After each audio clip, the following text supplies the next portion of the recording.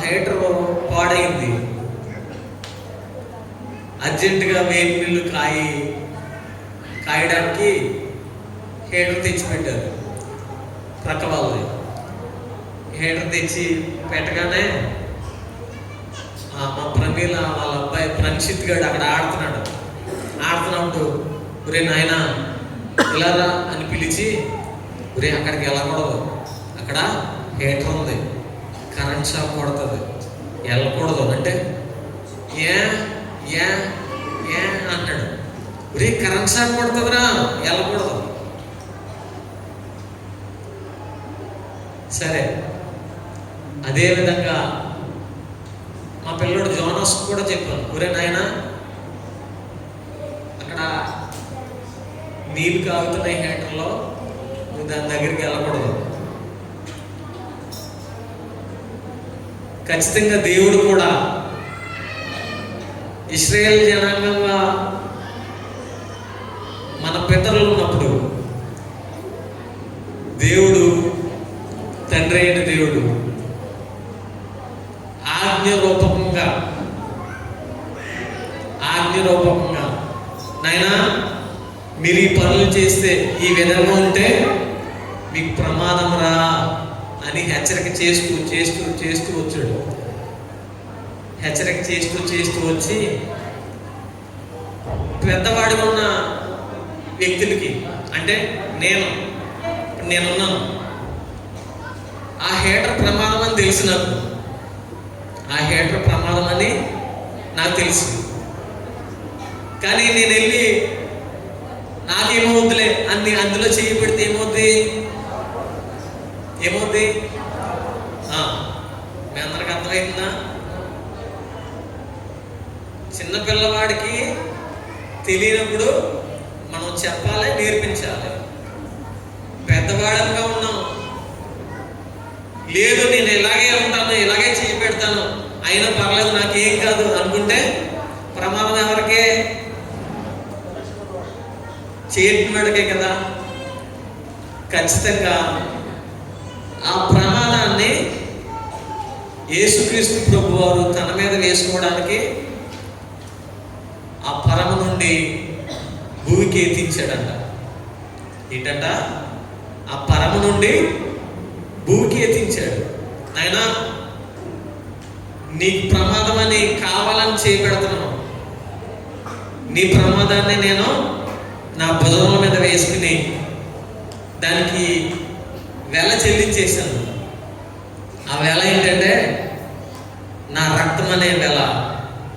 నేను నిన్ను కొనేసుకున్నాను, నీ ఇష్టం. ఇప్పుడు నాయనా నేను నీ మాట వింటాను, నువ్వు నా కోసం నా ప్రమాదం నుంచి తప్పించావు కదా, నీవు నన్ను తప్పించావు కదా, నీవే నాకు ఆధారం అని యేసుక్రీస్తు ప్రభువారిని మనం విశ్వసిస్తే ఆ ప్రమాదం నుంచి మనం గట్టెక్కుతాం అన్నమాట. అసలే యేసుక్రీస్తు ప్రభువారు ఈ భూమి మీదకి మనుషుని కోసం రావాల్సిన అవసరం ఏముంది?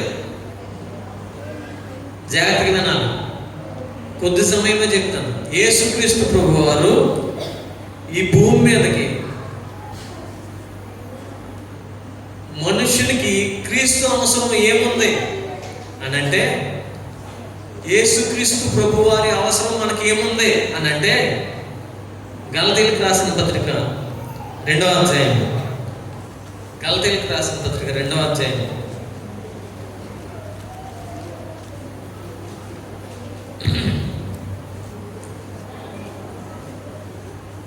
2వ అధ్యాయము 16వ వచనం.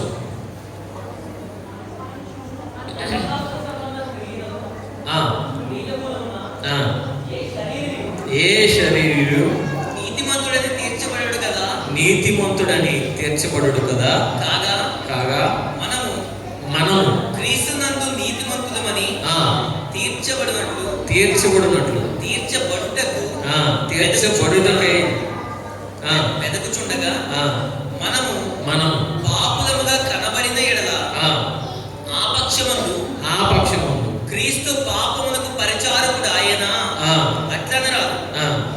నేను పడగొట్టిన వాటిని మరలా కట్టిన ఎడల నన్ను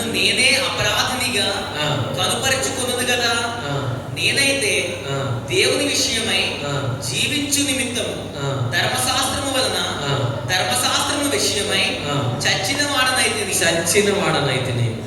ఒక్క నిమిషం నేను చదువుతున్నాను. అక్కడ 16వ వచనం, 2వ అధ్యాయము, గలతీయులకు రాసిన పత్రిక 2వ అధ్యాయము 16వ వచనం. మనము జన్మము వలన యూదులమే కానీ అన్యజనులలో చేరిన పాపులము కాము. మనుషుడు యేసుక్రీస్తునందలి విశ్వాసము వలననే కానీ ధర్మశాస్త్ర సంబంధమైన క్రియల మూలమున నీతిమంతుడుగా తీర్చబడని ఎరిగి. ఇక ఆగుదాం. ధర్మశాస్త్ర సంబంధమైన క్రియల మూలముగా మనము నీతిమంతులమని తీర్చబడమంట. మీకు అర్థమవుతుందా? నీకు అర్థమవుతుందా? యేసుక్రీస్తు ప్రభు వారు ఈ భూమి మీదకి రావాల్సిన అవసరం ఏంటంటే, ఆయన యేసుక్రీస్తు ప్రభు వారు అప్పుడే రావాలి కదా. ఆది నుంచి అప్పుడే ఆదాము పాపం చేయగానే యేసుక్రీస్తు ప్రభు వారు అప్పుడే పుట్టేసి అప్పుడే మానవాళి పాపముల నిమిత్తమై మరణించేది కదా అని మీలో ఎవరికైనా డౌట్ రావచ్చు. దేవుడు అందుకనే పిల్లవాడిగా ఎత్తుకుని ముద్దాడి, నాయనా ఇదిరా, ఇది నీతి, ఇది న్యాయం అని ఇశ్రాయేలు ప్రజలకు దేవుడు వివరిస్తూ సరే వీళ్ళు ధర్మశాస్త్రము మూలముగా నీతిమంతులుగా తీర్చబడలేదు.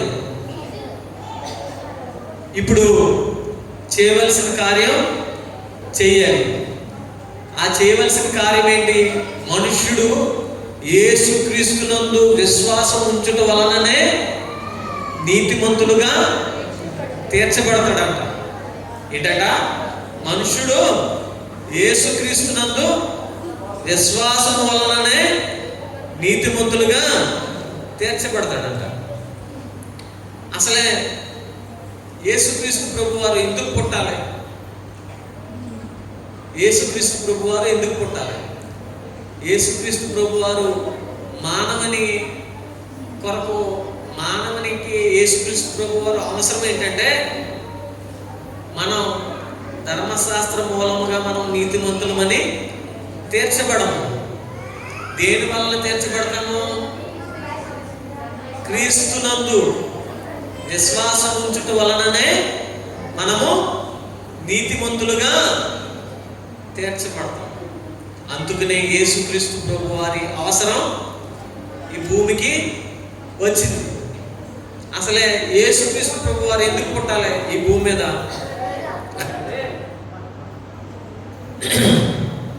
కొరింథీయులకు రాసిన మొదటి పత్రిక, కొరింథీయులకు రాసిన మొదటి పత్రిక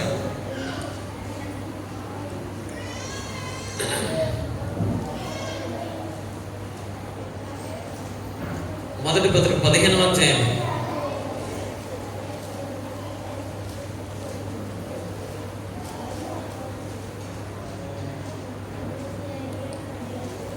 అసలు యేసుక్రీస్తు ప్రభు వారు ఎందుకు పుట్టాలంటే, మొదటి పత్రిక 15వ అధ్యాయం 45వ వచనం, ఇందు విషయమై ఆదామును మొదటి మనుషుడు జీవించు ప్రాణి అయినని వ్రాయబడి ఉన్నది. కడపటి ఆదాము జీవింపచేయు ఆత్మ ఆయను, జీవింపచేయు ఆత్మ ఆయను. అంటే కడపటి ఆదాము ఎవరంటే మన ప్రభు అయిన యేసుక్రీస్తు ప్రభు వారు. కడపటి ఆదాము ఎవరు? మన ప్రభు అయిన యేసుక్రీస్తు ప్రభు వారు. ఆయన ఏం చేస్తాడంటే, ఆయన ఎందుకు పుట్టాడు అని అంటే ఇక్కడ అన్నాడు, ఆ వచనం కంటిన్యూగా, ఆత్మ సంబంధమైనది మొదట కలిగినది కాదు, ప్రకృతి సంబంధమైనదే మొదట కలిగినది, తర్వాత ఆత్మ సంబంధమైనది తర్వాత వచ్చింది. అంటే మీ ప్రశ్నకు, ఆదాము అవ్వ పాపం చేయగానే యేసుక్రీస్తు ప్రభు వారు అక్కడ సిలువ వేశారు కదా, అక్కడ అక్కడ వచ్చేది కదా అంటే ఇక్కడ అన్నాడు ఏంటంట, ఆత్మ సంబంధమైనది మొదట కలిగినది కాదు, ప్రకృతి సంబంధమైనదే మొదట కలిగినది, తర్వాత ఆత్మ సంబంధమైనది. మొదటి మనుషుడు భూ సంబంధమైన మంటి నుండి పుట్టినవాడు, రెండవ మనుషుడు పరలోకము నుండి వచ్చినవాడు. మంటి నుండి పుట్టినవాడు ఇటువాడు, మంటి నుండి పుట్టిన వారును అటివారే. పరలోక సంబంధి ఎటివాడో పరలోక సంబంధులను అటివారే. జాగ్రత్త గమనించాలి ప్రియులరా. మనము తెలుసుకోవాల్సిన విషయము, ఖచ్చితంగా క్రీస్తును అంగీకరించిన మనం, క్రీస్తు నా రక్షకుడు, నా సేవియర్ అని మనం అంగీకరించిన మనం తెలుసుకోవాల్సింది ఏంటంటే, నాయనా మనం ఎట్టి సంబంధులమై ఉండాలి, పరలోక సంబంధులమై ఉండాలంట. ఏ సంబంధులమై ఉండాలి? పరలోక సంబంధులమై ఉండాలంట. అక్కడ 50వ వచనంలో ఉంది, సహోదరులారా నేను చెప్పినదేమనగా రక్త మాంసములు దేవుని రాజ్యమును స్వతంత్రించుకొనలేరు, క్షయత అక్షయతను స్వతంత్రించుకొనదు. ఎందుకు పుట్టాలి? యేసుక్రీస్తు ప్రభువారు ఎందుకు పుట్టాలి అంటే, ఆ కింద క్షయత అక్షయతను స్వతంత్రించుకొనదంట. అంటే క్షయమగు ఈ శరీరము దేవుడు ఆత్మ సంబంధం అయినవాడు, ఆయనను ఈ శరీరము స్వతంత్రించుకొనదంట. ఆత్మ సంబంధి అయిన వారే ఆత్మ సంబంధులైనట్టు ఉంటారు. అందువలననే మనం చెప్పేది ఏంటంటే, రక్త మాంసములు దేవుని రాజ్యమును స్వతంత్రించుకొనలేరమంట. దేవుడు ఏమని చెప్తున్నాడంటే, నాయనా దేవుడు ఏం చెప్తున్నాడంటే 53వ వచనం, క్షయమైన ఈ శరీరం, మార్చమైన ఈ శరీరం, అమర్త్యతను ఈ క్షయమైనది, ఈ మార్చమైనది అమర్త్యతను ధరించుకున్నప్పుడు అప్పుడు అన్నాడు ఈ మాటలో మనం అందరం పలుకుదాం, విజయమందు అందరం పలుకుదాం, విజయమందు మరణము మృంగివేయబడనని వ్రాయబడిన వాక్యము నెరవేరును. ఇప్పుడు చెప్తాం, క్రీస్తు మన కొరకు పుట్టెను, క్రీస్తు మన కొరకు పుట్టెను, మన కొరకు నెరవేరిందంట. ఆ మాట మన కొరకు నెరవేరిందంట. విజయమందు మరణమును మృంగివేసిందంట. దేవుడు అన్నాడు, యేసుక్రీస్తు ప్రభువారు అన్నాడు, ఓ మరణమా నీ ముల్లెక్కడా, ఓ మరణమా నీ విజయం ఎక్కడా? మరణము ముళ్ళు పాపము, పాపముకున్న బలము అయినను మన ప్రభువైన యేసుక్రీస్తు మూలముగా మనకు జయము అనుగ్రహించుచున్న దేవునికి ఆమేన్. మనకి ఏం కలిగింది? యేసుక్రీస్తు పుట్టుక వలన మనకేం కలిగిందంటే జయం కలిగింది. మనకేం కలిగింది? జయం కలిగింది అన్నమాట. జయము అపజయం మనుషుని జీవితంలో ఈ రెండు వెంటాడుతూ ఉంటాయి. ఈ రెండు వెంటాడుతూ ఉంటాయి. Up and downs, up and downs, up and downs, up and downs. ఈ రెండు వెంటాడుతున్నప్పుడు మీకు ఎవరికైనా హార్ట్ ఆపరేషన్ అయి ఉండే, హార్ట్ ఆపరేషన్లో ఈసీజీ తీస్తారు. ఆ ఈసీజీలో అక్కడ ఆ గ్రాఫ్ పైకి కిందకి పైకి కిందకి పైకి కిందకి ఉంటుంది. ఆ గ్రాఫ్ ఎంత లెవెల్లో ఉంటే మన గుండె అంత ఆరోగ్యంగా ఉన్నట్టు. ఆ లెవెల్ ఇలా అడ్డగేది వస్తే మనిషి చనిపోయినట్టు. మీ అందరికి ఉన్నారు స్టూడెంట్స్, అడ్డగీతగా వస్తే మనిషి చనిపోయినట్టే. మరి ఆ అడ్డగీత మరణమై ఉంటే మనం ఏమవ్వాలి? అందుకనే దేవుడు అన్నాడు, నాయనా నీవు నన్ను విశ్వసిస్తే నేను నీకు జయాన్ని కలిగజేస్తాను. యేసుక్రీస్తు అందుకొరకు పుట్టాడు. యేసుక్రీస్తు ఎందుకొరకు పుట్టాడు? జయమును అనుగ్రహించడానికి పుట్టాడు. ఎందుకొరకు పుట్టాడు? జయమును అనుగ్రహించడానికి పుట్టాడు. రెండవదిగా మొట్టమొదటిగా యేసుక్రీస్తు ప్రభు వారు ఎందుకు పుట్టాడంటే, మీరు గుర్తించుకోవాల్సింది, యేసుక్రీస్తు ప్రభు వారు ఎందుకు పుట్టాడు? అన్నయ్య ఒక్కడే చెప్తున్నాడు, మీరందరూ వదిలేస్తున్నారన్నమాట. యేసుక్రీస్తు ప్రభు వారు ఎందుకు పుట్టాడు? యేసుక్రీస్తు ప్రభు వారు ఎందుకు పుట్టాడు?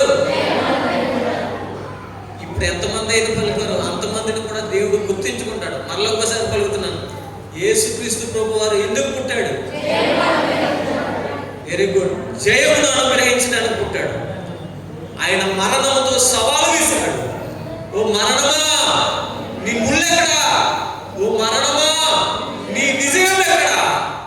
మరణపు ముళ్ళను నేను విడిచివేశాను. నా యందు ఎవరైతే విశ్వసిస్తారో, ఎవరైతే నా యందు విశ్వాసం ఉంచుతారో వారికి నేను అక్షయతను ధరింపచేయగల దేవుడును. మొట్టమొదటిగా యేసుక్రీస్తు ప్రభు వారు ఎందుకు పుట్టాడంటే జయమును అనుగ్రహించడానికి పుట్టాడు. రెండవదిగా కొరింథీయులకు రాసిన రెండవ పత్రిక 4వ అధ్యాయం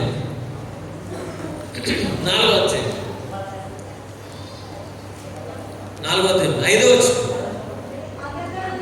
అంధకారంలో నుండి వెలుగు ప్రకాశించును గాక అని పలికిన దేవుడే తన మహిమను కూర్చిన జ్ఞానము యేసుక్రీస్తునకు వెల్లడిపరచుటకు మా హృదయములలో ప్రకాశించు. యేసుక్రీస్తు ప్రభు వారు ఎందుకు పుట్టాడంటే జయమును అనుగ్రహించు. రెండవదిగా యేసుక్రీస్తు ప్రభు వారు ఎందుకు పుట్టాడంటే వెలుగును ప్రకాశింపజేయడానికి. యేసుక్రీస్తు ప్రభు వారు ఎందుకు పుట్టాడంటే జయమును అనుగ్రహించడానికి. రెండవదిగా యేసుక్రీస్తు ప్రభు వారు ఎందుకు పుట్టాడు అంటే వెలుగును ప్రకాశింపజేయడానికి. అందరికి అర్థమవుతుందా? అసలే వెలుగు ఎందుకు ప్రకాశింపజేయాలంటే మనము చీకటి సంబంధులం అంట. మనం ఏ సంబంధులము? చీకటిలో ఉన్న వారిని. యెషయా గ్రంథం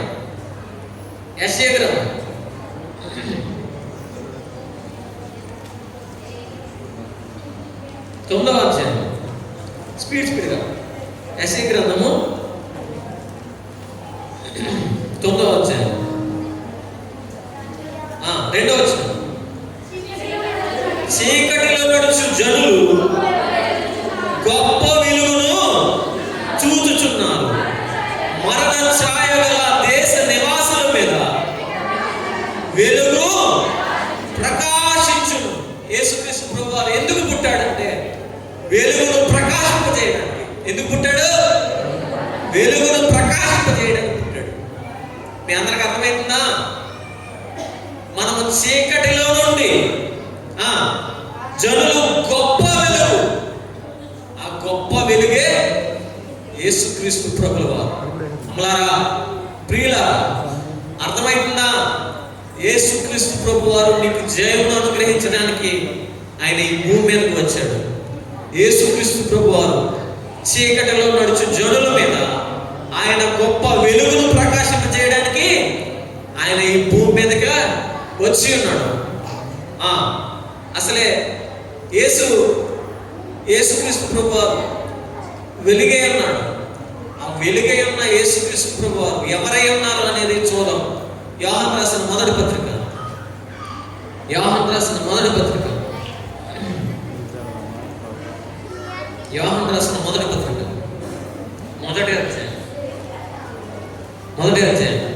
5వ వచనం.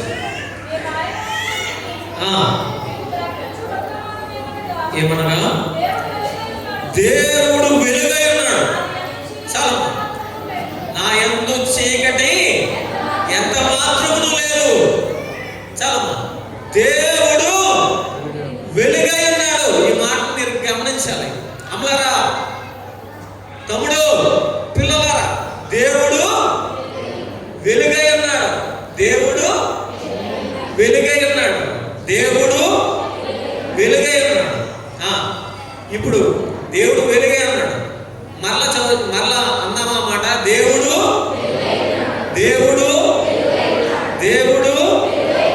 ఇప్పుడు ఏంటి? యోహాను సువార్త 12వ అధ్యాయం. యోహాను సువార్త 12వ అధ్యాయం 46వ వచనం. 12వ అధ్యాయము 46వ వచనం. నా యందు విశ్వాసముంచు ప్రతివాడు చీకటిలో నిలిచి ఉండకుండునట్లు నేను ఈ లోకమునకు వెలుగుగా దేవుడు ఏమై ఉన్నాడో, ఇప్పుడు వెలుగుగా వచ్చిన వాడు ఎవడో? యేసుక్రీస్తు ప్రభువారు. ఎందుకు పుట్టాడు? జయమును అనుగ్రహించడానికి. యేసుక్రీస్తు ప్రభువారు ఎందుకు పుట్టారు? వెలుగును ప్రకాశింపజేయడానికి. మీ అందరికి అర్థమవుతుందా? యేసుక్రీస్తు ప్రభువారు ఎందుకు పుట్టాడని మిమ్మల్ని ఎవరైనా అడిగితే జయమును అనుగ్రహించడానికి అని చెప్పాలి ధైర్యంగా. యేసుక్రీస్తు ప్రభువారు ఇంకా ఎందుకు పుట్టాడు అంటే, నేను చీకటిలో ఉన్నాను, నన్ను చీకటిలో నుండి వెలుగులోకి తీసుకురావడానికి యేసుక్రీస్తు ప్రభువారు పుట్టి ఉన్నాడు. మరి చీకటిలోంచి వెలుగులోకి రప్పిస్తానన్నాడు కదా, ఆయన ఎవడో అని ఎవిడెన్స్ మిమ్మల్ని ఎవరైనా అడిగితే ఈ వచనం చూపించండి. యోహాను సువార్త 12వ అధ్యాయం 46వ వచనంలో, నా యందు విశ్వాసముంచు ప్రతివాడు చీకటిలో నిలిచి ఉండకుండునట్లు నేను ఈ లోకమునకు వెలుగుగా. మన యేసుక్రీస్తు ప్రభువారు ఈ లోకమునకు వెలుగుగా వచ్చాడు. ఆ వెలుగును మన మీద ప్రకాశింపజేస్తున్నాడంట.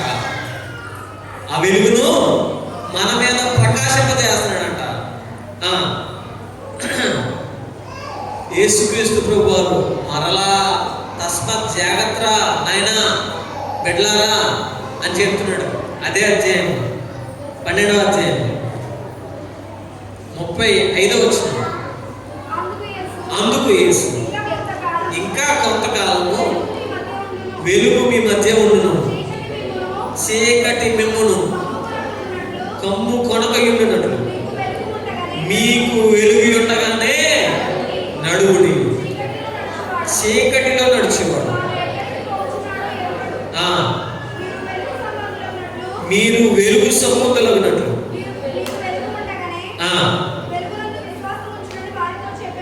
ఇక్కడ ఫుట్ నోట్ లో ఒకటే ఉంది, మీరు గమనించండి. అక్కడ చదువుతున్నప్పుడు వెలుగు సంబంధులు అనగా అక్కడ పైన ఒకటే ఉంది, కింద వెలుగు కుమారులు అగినట్లు. ఏమనుంది? వెలుగు కుమారులు అగునట్లు. ఎంత గొప్ప దేవుడు, ఎంత గొప్ప దేవుడు మన దేవుడు అంటే. ఆయన అన్నాడు యెషయా గ్రంథం మనం ఇప్పుడు చదువుకున్నదే యెషయా గ్రంథం.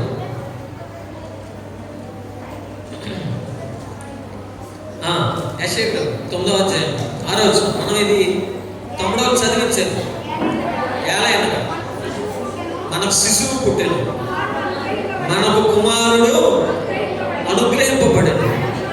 ఆయన భుజము మీద రాజ్యభారమును, ఆశ్చర్యకరుడు, ఆలోచనకర్త, బలవంతుడైన దేవుడు, నిత్యుడగు తండ్రి, సమాధానకర్తయగు అధిపతి అని అతనికి పేరు పెట్టబడెను. ఆమేన్. ఇట్టివాడు మన దేవుడు, ఇట్టి ఆశ్చర్యకరుడు, ఇట్టి ఆలోచనకర్త, ఇటు సమాధానకర్త, అధిపతి అయిన దేవుడు నీకోసం నా కోసం ఆయన ఈ భూమికి ఎత్తించాడు. ఎలా ఎత్తించాడంటే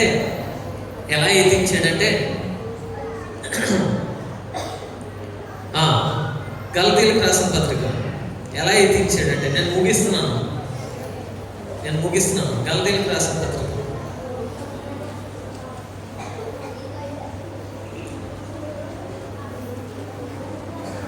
గలతీయులకు రాసిన పత్రిక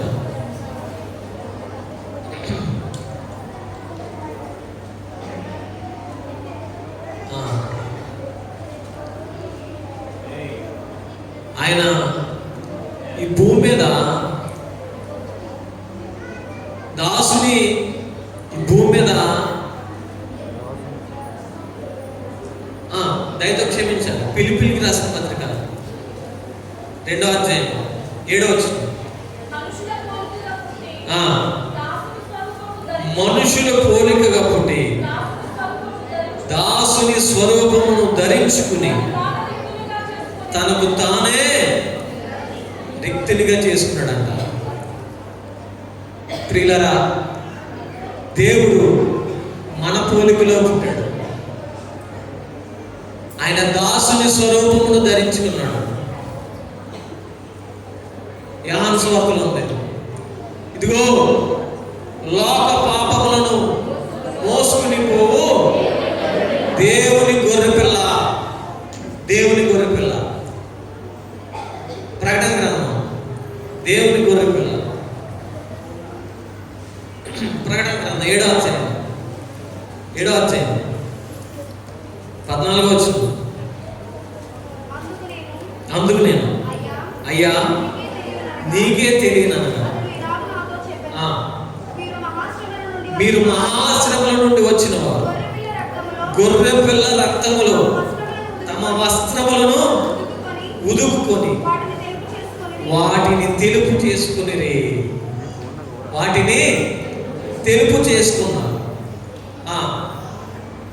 ఇప్పుడు నేను అంటాను, యేసుక్రీస్తు ప్రభువారు ఎందుకు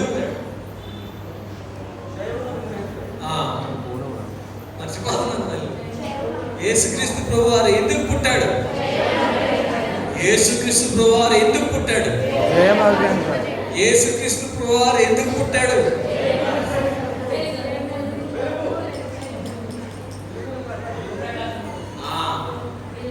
యేసుక్రీస్తు ప్రభువారు ఎందుకు పుట్టాడంటే జయమును అనుగ్రహించడానికి. యేసుక్రీస్తు ప్రభువారు ఎందుకు పుట్టాడంటే వెలుగు ప్రకాశింపజేయడానికి. ఆయన వెలుగుగా ఉన్నవాడు, దేవుడు వెలుగై ఉన్నాడు. ఆయన ఈ లోకమునకు వెలుగుగా వచ్చి ఉన్నాడు. నా యందు విశ్వాసం ఉంచువాడు చీకటిలో నడుచి కొనకుండునట్లు నేను ఈ లోకమునకు వెలుగుగా వచ్చి ఉన్నా. ఎంత గొప్ప మాట అమ్మా! అయ్యా, యేసుక్రీస్తు ప్రభు వారు ఎందుకు పుట్టాడని మిమ్మల్ని ఎవరైనా ప్రశ్నిస్తే ఈ 2 ప్రశ్నలు వేయండి చాలు, ఈ 2 జవాబులు వేయండి చాలు. అవతల వారు మిమ్మల్ని బట్టి దేవుళ్ళలోకి నడుచుకున్నట్లు దేవుడి ఈ మాటలు మనందరి వెనుకటిలో దీవించి ఆశీర్వదించును గాక. ఆమేన్.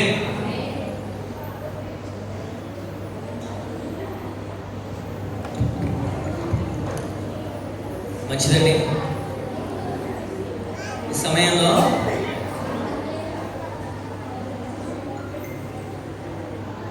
మన మధ్య ఉన్న రమేష్ అని వచ్చి ప్రార్థన చేస్తారు. ప్రార్థన అయిన అనంతరం మిగిలిన కార్యక్రమాలన్నీ కూడా మనం ఎదుర్కొ వెళ్దాం.